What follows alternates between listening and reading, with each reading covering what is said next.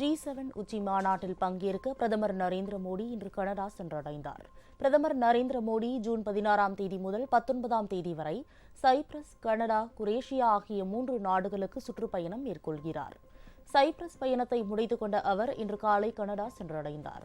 இங்கு அவருக்கு உற்சாக வரவேற்பு அளிக்கப்பட்டது.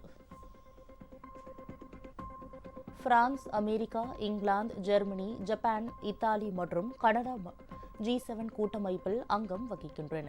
இந்த நாட்டின் தலைவர்கள் ஒன்று கூடி உலகளாவிய பொருளாதாரம் மற்றும் புவிசார் பிரச்சினைகளை விவாதிப்பார்கள். அந்த வகையில் தற்போது கனடாவில் மாநாடு நடக்கிறது. இந்த மாநாட்டில் கலந்து கொள்ளும் பிரதமர் எரிசக்தி பாதுகாப்பு, தொழில்நுட்பம், புதிய கண்டுபிடிப்புகள் மற்றும் உலகளாவிய பிரச்சினைகள் குறித்து G7 தலைவர்களுடன் பிரதமர் மோடி கலந்துரையாடுகிறார்.